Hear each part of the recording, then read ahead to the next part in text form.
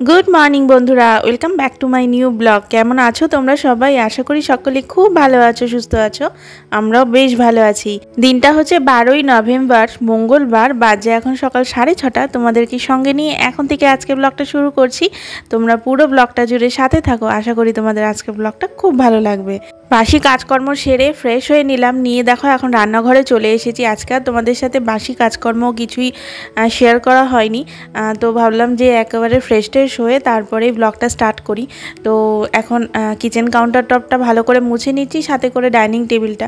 তো আমাদের গৃহিণীদের রান্নাঘরের কাজ তো প্রতিদিন সকালবেলা প্রত্যেকটা গৃহিণীরই থেকে থাকে। তো রান্নাঘরের শুরুটাই হয় আর কি কিচেন কাউন্টার টপ পরিষ্কার করা, ডাইনিং টেবিল পরিষ্কার করা দিয়ে। যতই রান্নাঘরটা রাতের বেলা পরিষ্কার করে রাখি না কেন, সকালবেলা একবার একটু মুছে না নিলে ভালো লাগে না। রান্নাবান্না করবো তো একটু হাইজিনের ব্যাপার থাকে, সেই কারণেই আর কি। তো একটু ভালো করে মুছে টুছে দেখো এখন চালটা বাড়ন্ত ছিল, তো আগের দিনকেই হাজবেন্ড নিয়ে এসেছে চালটা। তো সেই চালটাকেই আর কি কৌটোতে রিফিল করে নিলাম, নিয়ে এখন পরিমাণ মতো চাল নিয়ে চালটা ধুয়ে আগে ভাতটা বসিয়ে দেবো। তোমাদেরকে আমি সবসময় বলি যে আগে আমি রান্নাঘরে ঢুকে কিচেন কাউন্টার টপ মুছেই ঝটপট করে ভাতটা বসিয়ে দিই। ভাত হতে হতে এদিকে আমার তরকারি কুটনো কাটা যেগুলো থাকে সেগুলো সব কমপ্লিট হয়ে যায়। যদি মনে করি চাটা খেয়ে নেবো সেটাও করে নিতে পারি। আর এখন তো একটু শীতের আমেজ চলেই এসেছে, হঠাৎ করেই না শীতটা পড়ে গেল। মানে গেল সপ্তাহ পর্যন্ত তোমাদেরকে বলছিলাম যে এসি চলেছে বা ফ্যানও চালাতে হচ্ছে ফুল স্পিডে, বাট এই রিসেন্ট কিছুদিন ধরেই আর কি, মানে 4-5 দিন হলো একটু ঠান্ডার আমেজ এসেছে। বেশ ভালোই ঠান্ডা লাগে এখন, আর ফুল স্পিডে ফ্যান চালাতে হয় না। আর মানে এসি তো চলছেই না, 3-4 দিন হয়ে গেছে এসি চলছেই না। তো বেশ ভালো লাগে। আর আমার কি বলো তো, এই শীত আসছে আসছে বেশ যে একটা ঠান্ডা ঠান্ডা আমেজ, মানে হেমন্তকালের যে ওয়েদারটা খুব ভালো লাগে। আবার সেই বসন্তকালের যে ওয়েদারটা সেটাও ভীষণ ভালো লাগে। শীত তো ভালো লাগেই, কিন্তু ওই প্রচণ্ড ঠান্ডাটা আবার একটু কষ্ট হয় ঘরের কাজকর্মগুলো করতে, ঠান্ডা জলে হাত দিতে।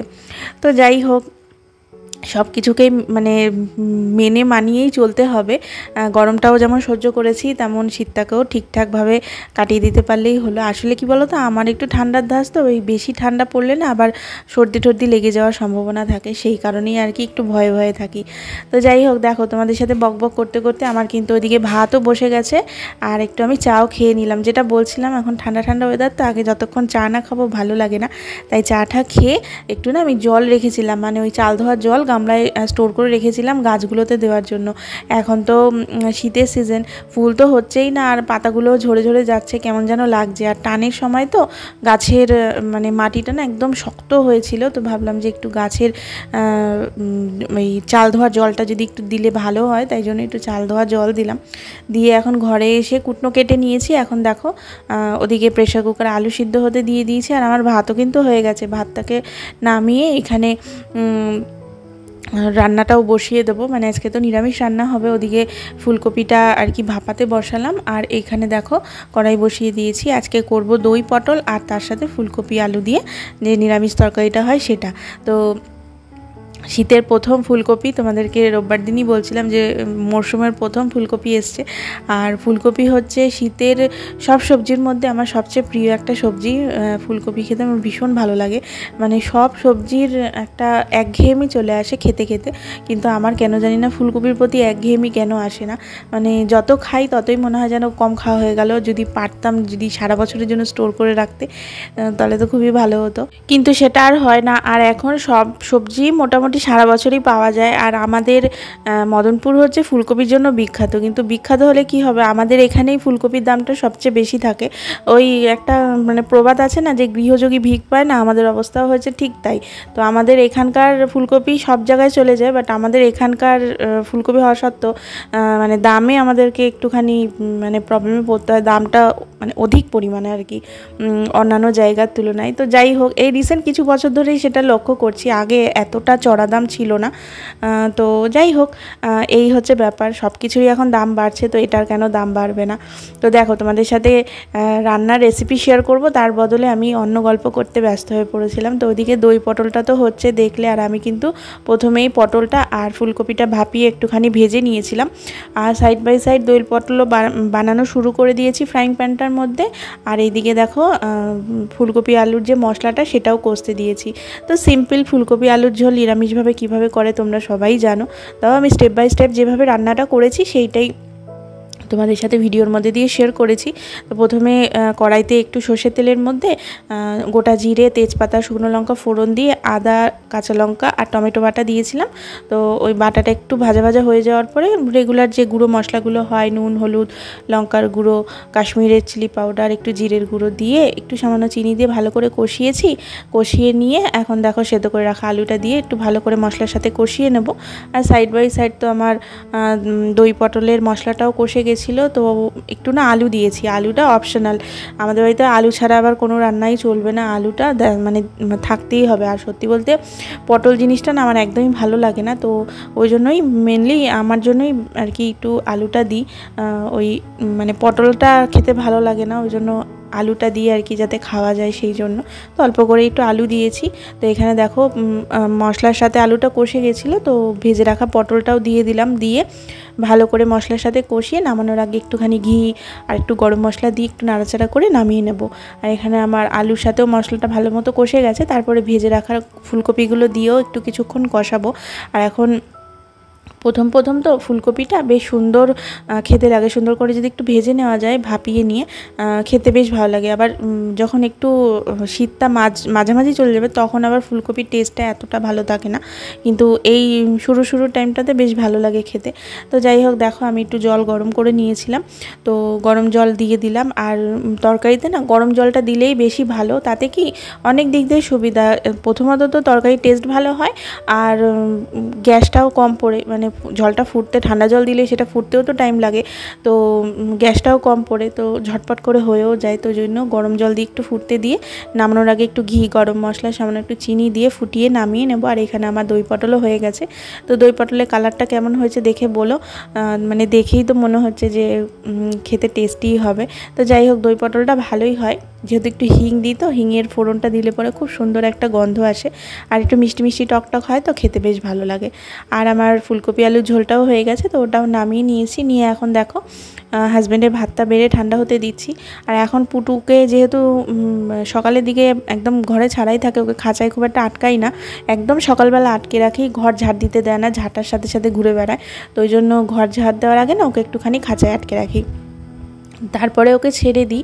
কিন্তু ছেড়ে দিয়ে না এই ডাইনিংয়ের জানলাগুলো খুলতে পারি না, ভয় লাগে। এই মানে লক্ষ্মী পুজোর দিনকে না ও কোনো দিকে তাকায় না, একদম মানে কোনো হুলো বা মেনি দেখতে পেলেই না একদম ঝাঁপ দিয়ে নিচে নেমে যাবে, এরকম একটা ব্যাপার ওর মধ্যে কাজ করে। তো যাই হোক ওই জন্যই এখন সকালবেলা যতক্ষণ রান্না করি ডাইনিংয়ের জানলাগুলো খুলি না, ও 10টা সাড়ে 10টার মধ্যে ঘুমিয়ে পড়ে, তখন গিয়ে ডাইনিংয়ের জানলাগুলোকে খুলে দিই। তো হাজব্যান্ড অফিস যাওয়ার আগে আর কি ডাইনিং টেবিলের সামনে জানলাটা খুলে দিলাম, না তো আলোটা ঠিকঠাক আসে না, তো সেই জন্য দিয়ে ওর খাবারটা ফ্রিজে রেখে ঠান্ডা হতে দিলাম। ততক্ষণ আমি রুটি করে ওকে দিলাম, তো ও খেয়ে দিয়ে অফিস বেরিয়ে গেছে। আর এখন আমি সকালে ব্রেকফাস্টটা করে নেব। সকালে এক রাউন্ড চা খেয়েছি, তোমরা দেখেছো, তো এখন শীত পড়ে গেছে, এখন তো অনেকবারই চা খাওয়া হবে। অনেকবার বলতে বারবার না, মোটামুটি 3বার এরকম চা হয়, মানে দিনের বেলা আমার 2বার চা খাওয়া হয়েই যায়, রান্নাবান্নার পরেও একবার চা খাওয়া হয়। তো আজকে যেহেতু মঙ্গলবার, তো আমি ভাত কিছু খাবো না, তাই ভাবলাম কি যে একটুখানি চা করে নিই, দুধ চা খাই, আর তার সাথে ব্রেড রয়েছে, তো ব্রেডটাকে একটু বাটার দিয়ে সেঁকে নিই, ওইটাই আর কি সকালের ব্রেকফাস্ট আজকে করে নিলাম। তো ব্রেকফাস্ট করে দেখো এখন চলে এসেছি একটু জামা কাপড় কাচাকাচি করতে।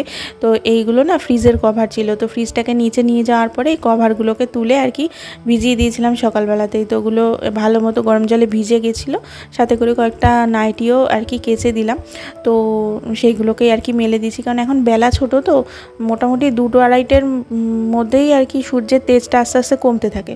তো মোটামুটি 11টা সাড়ে 10টা 11টার মধ্যে যদি না ধোয়া কাচা করে দিই শুকাবে না, সেই জন্যই আর কি আগে এই কাজটা সেরে নিলাম। নিয়ে তারপর রান্নাঘরে এসে কিচেন কাউন্টারটা ভালো করে পরিষ্কার করে বাসন টাসন মেজে এখন দেখো নিচের ক্যাবিনেটগুলোকেও ভালো করে একটু মুছে পরিষ্কার করে নিচ্ছি।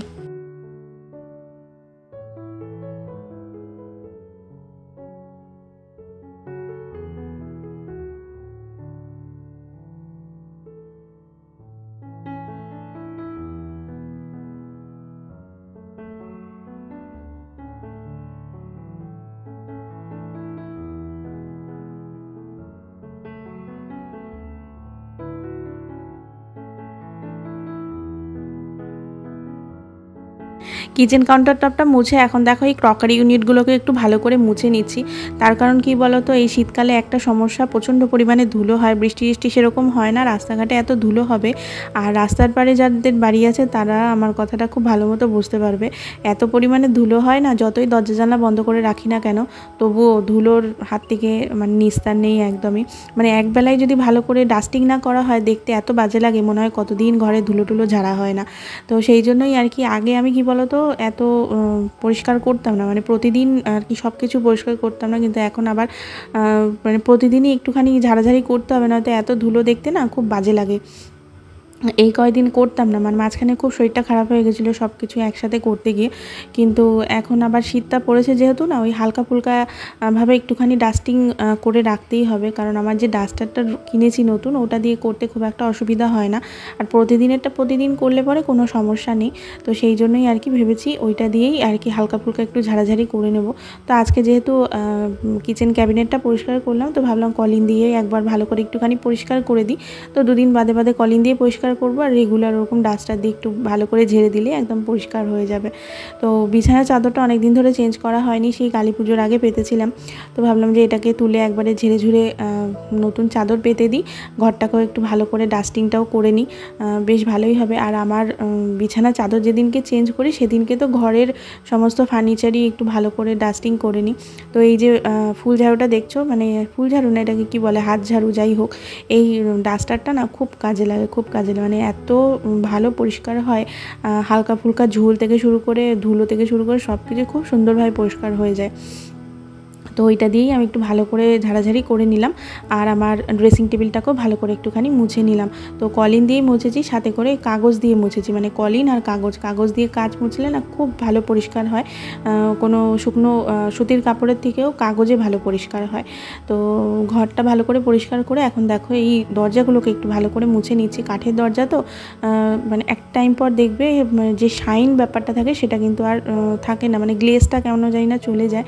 তো এই জন্য আমি কি করছি বলো তো, কেরোসিন তেল দিয়ে ভালো করে না একটুখানি দরজাগুলোকে মুছে দিচ্ছি, বেশ একটা চকচকে গ্লসি যে ব্যাপারটা সেটা চলে আসবে। তোমরা দেখে বুঝতেই পারছো, যখন আমি ওপর থেকে মুছে নিচে নামতে শুরু করেছি তখন দেখো ওপরের দিকটা কি সুন্দর একটা শাইনি ব্যাপার চলে এসছে। তো এইভাবে যদি তোমরা না করে থাকো, করে দেখতে পারো, খুব ভালো কাজে দেয় কাঠের জিনিসে। আর তাছাড়াও কাঠের জিনিসে কেরোসিন তেল দেওয়ার আরেকটা সুবিধা কি বলো তো, অনেক সময় দেখবে কাঠের যে কোনো দরজায় মেনলি ঘুণ যে বা উই পোকা যেটাকে বলে, সেটা আমাদের নিজেদের অজান্তেই আর কি লেগে যায়, আমরা বুঝতেও পারি না বা টেরও পাই না। তো সেই জিনিসটা হওয়ার সম্ভাবনা থেকেও অনেকটা মানে রেহাই পাওয়া যায়। আর পিঁপড়েতে অনেক সময় না দরজার কোনায় কোনায় মাটি তুলে রেখে দেয়, তো সেইগুলো হবে না। তো অনেক দিক থেকে আর কি সুবিধা, তাই জন্য কেরোসিন তেলটা দিয়ে সবসময় মোছার চেষ্টা করবে। আমার বাবাকে দেখতাম যে কাঠের দরজাগুলোকে কেরোসিন তেল দিয়ে এরকমভাবে মুছতো, তো তখন বাবাকে জিজ্ঞাসা করেছিলাম, তো বাবা বলেছিল যে এরকম উই পোকা যাতে না লাগে বা পিঁপড়েতে মাটি তুলে যাতে না রাখে, সেই কারণেই আর কি। আর দরজার কোনায় কোনায় যে মানে কোণগুলো হয় না, ওই কোণগুলোতে একটু কেরোসিন তেল এরকম স্প্রে করে দিত, তাতে না পিঁপড়ে মাটিও তুলতো না, আর ঘুণ হওয়ার সম্ভাবনাটাও খুব কম থাকতো। এইসব ছোটো ছোটো টিপসগুলো ফলো করেই আমার সংসারটাকে কিন্তু আমি সুন্দরভাবে পরিচালনা করার চেষ্টা করি। তো আমার ভিডিওর মধ্যে দিয়ে সেগুলো তোমাদের সাথেও শেয়ার করার চেষ্টা করি। জানি না তোমাদের মানে কতটা কার কী উপকার হয়, তবে আমি উপকার পেয়েছি দেখেই তোমাদের সাথে সেগুলো শেয়ার করি, যাতে তোমাদেরও কিছুটা হলেও হেল্প হয়। তো যাই হোক, তোমাদের সাথে গল্প করতে করতে দেখো এখন কিন্তু আমার ঘরের অনেকটা কাজ কমপ্লিট হয়ে গেছে। আর আজকে যেহেতু ঘরগুলো ভালো করে ডাস্টিং করেছি, তো ভাবলাম যে আজকে ঘরটা না ভালো করে হাত দিয়ে মুছি, মানে স্টিক দিয়ে না, মানে খুব ভালো পরিষ্কার হয় না যেটা হাত দিয়ে মোছাতে হয়ে থাকে। মানে একটা জিনিস জানবে, পুরনো জিনিস সবসময় বেটার। আগেকার দিনের মানুষ কিন্তু হাত দিয়েই ঘর মুছতো, এখন আমরা নিজেদের কাজের সুবিধার্থে আর কি স্টিক দিয়ে ঘর মোছা শুরু করেছি নিজেদের সময় বাঁচানোর জন্য। তো যাই হোক, প্রতিদিনে তো আর হাত দিয়ে ঘর মোছা হয় না, কিন্তু মাঝে মধ্যে এরকমভাবে হাত দিয়ে কিন্তু আমি ঘর মোছার চেষ্টা অবশ্যই করে থাকি। আর পরিষ্কার পরিচ্ছন্নতাটা একদম নিজের কাছে, এটাকে অনেকে মানসিক রোগ ভাবে, অনেকে অনেক রকম মানে সেই ব্যক্তিকে অনেক রকম নামে আখ্যায়িত করে যে ও অতিরিক্ত পরিষ্কারী। বাট আমার মনে হয় পরিষ্কার পরিচ্ছন্নতাটা হচ্ছে একটা ভালো দিক, যেটা একটা পারিবারিক শিক্ষা, যেটা প্রত্যেকটা মানুষ তার নিজের পরিবার থেকে শেখে। একটা সদ্যজাত সন্তান তো আর পরিষ্কার পরিচ্ছন্নতাটা কী জিনিস বুঝবে না, তাকে পরিবারের লোকরাই আর কি সুন্দরভাবে ছোটোর থেকে বোঝায়, তারপরেই সে সেই জিনিসগুলোকে বুঝতে পারে এবং শিখতে পারে। এটা একটা শিক্ষণীয় বিষয়, অবশ্যই শিক্ষণীয় বিষয়। তো ছোটোর থেকে আমি সবাইকেই দেখেছি যে কিভাবে সংসারটাকে পরিপাটি করে রাখতে হয়, পরিষ্কার পরিচ্ছন্নভাবে সংসারটাকে পরিচালনা করতে হয়, আর সেটা দেখেই একটু একটু করে শিখেছি। তো যাই হোক, দেখো তোমাদের সাথে কথা বলতে বলতে কিন্তু আমার সংসারের প্রত্যেকটা কাজ কমপ্লিট হয়ে গেল। ঘরটা মুছে ঘরে একটুখানি সুন্দর করে রুম ফ্রেশনার দিয়ে দিলাম, আর এত সুন্দর পরিপাটি ঘরটা দেখার পরে এত খাটনির একদম সার্থকতা। এই পরিষ্কার পরিচ্ছন্ন ঘরে এসে যখন স্নান টান করে শোবো, তখন আর এই যে ক্লান্তি বলে একদমই মনে হবে না। তো যাই হোক, তোমাদের আজকের ব্লগটা কেমন লাগলো বন্ধুরা, অবশ্যই একটা কমেন্ট করে জানিও, একটা লাইক করে যেতে ভুলো না। তোমাদের একটা লাইক এবং কমেন্ট আমাকে নেক্সট ভিডিও বানাতে অনেক অনেক বেশি মোটিভেট করে। চ্যানেলটা সাবস্ক্রাইব না করে থাকলে অবশ্যই করে দিও। তোমাদের সাথে দেখা হচ্ছে নতুন আরও একটি ভিডিওতে। সকলে খুব ভালো থেকো, সুস্থ থেকো, টাটা।